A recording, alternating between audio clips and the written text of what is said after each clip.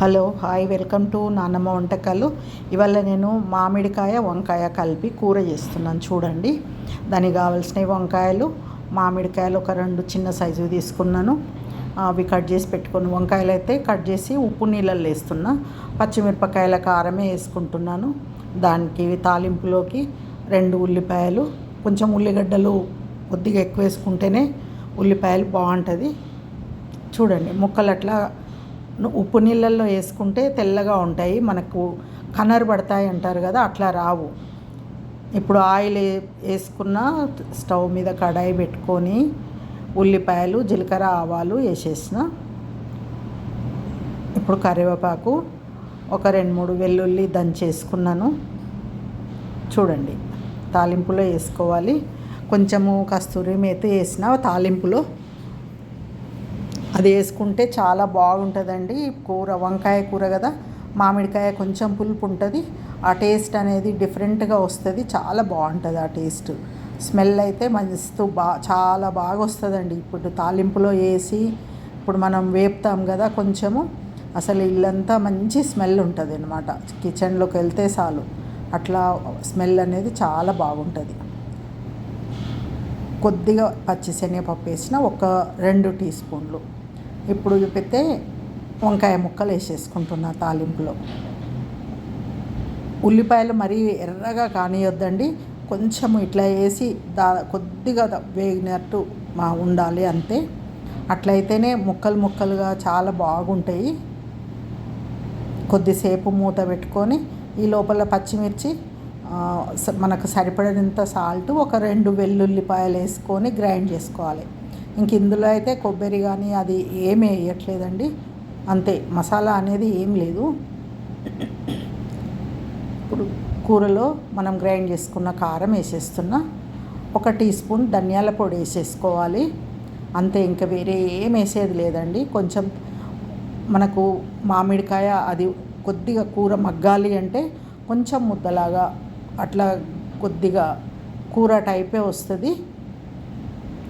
కొన్ని వాటర్ వేసేసుకోవాలి. ఇవంతా కలిపేసుకోవాలి మంచిగా. కొంచెం వాటర్ వేసుకొని మూత పెట్టేసుకుంటే మంచిగా మగ్గిపోతుంది. కొంచెం స్టవ్ మీడియంలో పెట్టుకోవాలి. అట్లనే మామిడికాయ ముక్కలు కూడా వేసి కలిపేసుకుంటే ఇప్పుడు వంకాయలతో పాటు మామిడికాయ ముక్కలు కూడా ఉడికిపోతాయి. నేను 2 చిన్న కాయలు అయితే వేసుకున్నాను. ఎక్కువ పులుపు లేదు, మామూలు పులుపు ఉన్నాయి, అందుకే 2 వేసాను. మనకు చాలా పుల్ల కూడా అవసరం లేదండి వంకాయకు, ఆ టేస్ట్ అనేది వస్తే సరిపోతుంది. ఇప్పుడు వాటర్ వేసుకున్నాం కదా, ఇంకా కొన్ని వేసేసుకొని మనం మూత పెట్టేసుకుంటే అంతా కలిపేసి మంచిగా మగ్గిపోతుంది కూర.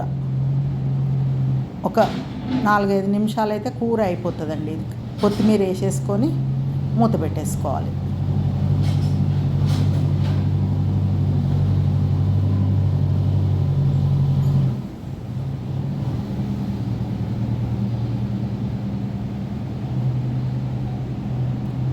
అంతే, ఒక 5 నిమిషాలండి.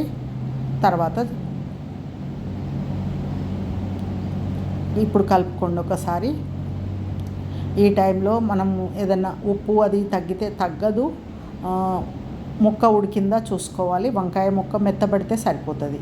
మనకు మరీ మొత్తము ఇట్లా గుజ్జులాగా కూడా కావద్దు, మంచిగా ముక్కలు ముక్కల్లాగే ఉంటేనే టేస్ట్ అనేది బాగుంటుంది. చపాతీకి కానీ రైస్కి కానీ రెండిటికి చాలా బాగుంటుందండి ఈ కర్రీ అయితే.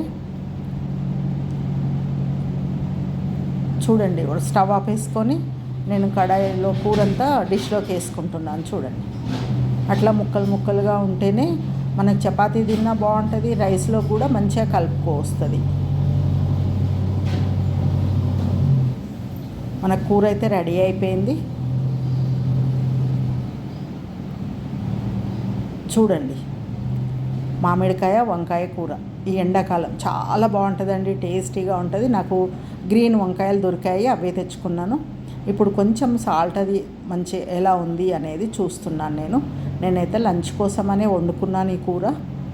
చూడండి, నేను చూస్తున్నాను. అన్నీ సరిపోయినాయి. బాగుంది. టేస్ట్ అయితే చాలా బాగుందండి. అసలు అద్భుతమైన టేస్ట్. ఎంత తిన్నా తినాలి అనే అనిపిస్తుంది. బోరు కొట్టదు మనకు. పిల్లలకు కూడా నచ్చుతుంది. ఎక్కువ కారం కూడా లేదు, అన్నీ సరిపోయినాయి.